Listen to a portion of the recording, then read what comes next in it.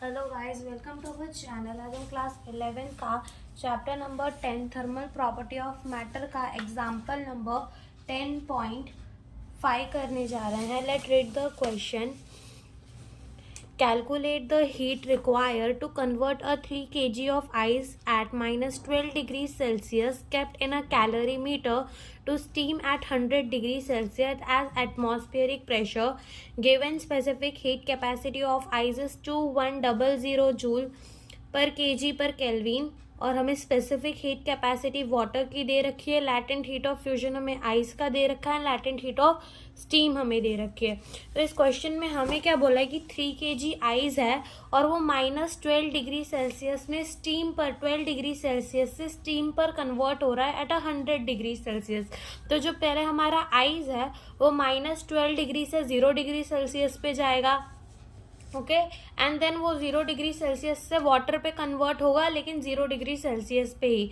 फिर वाटर अपना टेम्परेचर बढ़ाएगा, एट 100 डिग्री सेल्सियस जाएगा, एंड देन वाटर किस पे बन जाएगा, स्टीम पर बन जाएगा। तो यहाँ पे आप देखो कि यहाँ पे हमारी स्टेट चेंज नहीं हो रही, आइस आइस ही है, लेकिन टेम्परेचर चेंज हो जा रहा है। तो यहाँ कौन सा फॉर्मूला लगेगा, MS डेल्टा टी, हम इसको Q1 मानेंगे। और जो हमारा आइस है, अब यहाँ पे देखो आइस से वाटर बन रहा है, स्टेट चेंज हो रही है लेकिन टेम्परेचर सेम है, तो कौन सा फॉर्मूला लगेगा, यहाँ ML वाला फॉर्मूला लगेगा, इसको Q2 मान लेंगे।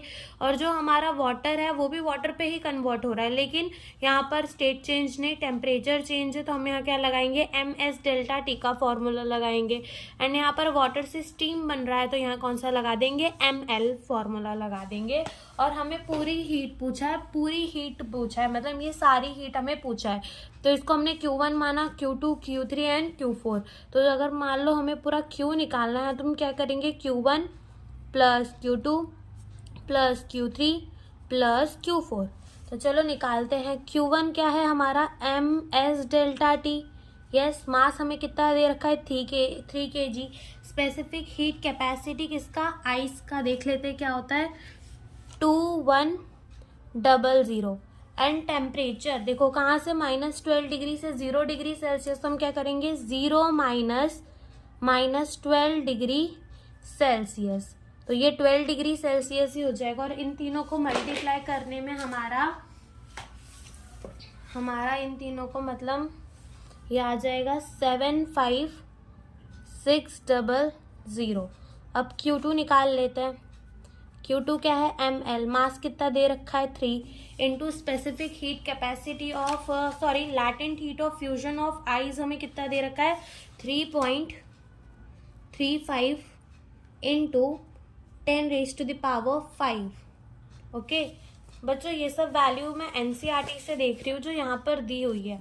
ओके तो ये हमारा latent heat of fusion of ice हो जाएगा, और इन दोनों को मल्टीप्लाई करने में हमारा आएगा 10.05 इंटू 10⁵5।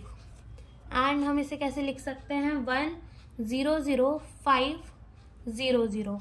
ये हमने हटा दिया ताकि हम लास्ट में कैलकुलेशन कैलकुलेशन हमारी इजीली हो सके। अब हम Q3 निकाल लेते हैं। Q3 क्या है, MS delta T, mass 3 kg, specific heat capacity of ice लेंगे, specific heat capacity of water कितनी है, 4186, and temperature 0 minus 100 degree Celsius.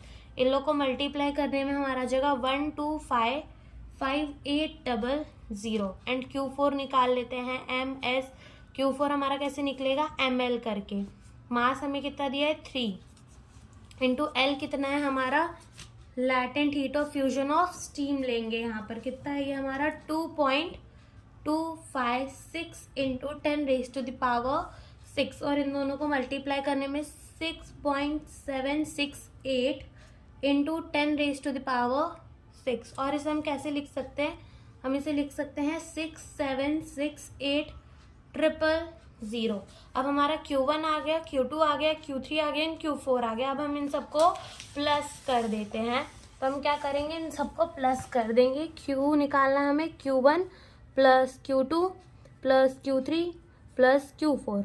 Q1 हमारा कितना आया था, 75600, प्लस Q2 हमारा 1005 000, Q3 हमारा कितना आया था 1255800 प्लस Q4 हमारा कितना था 6768000.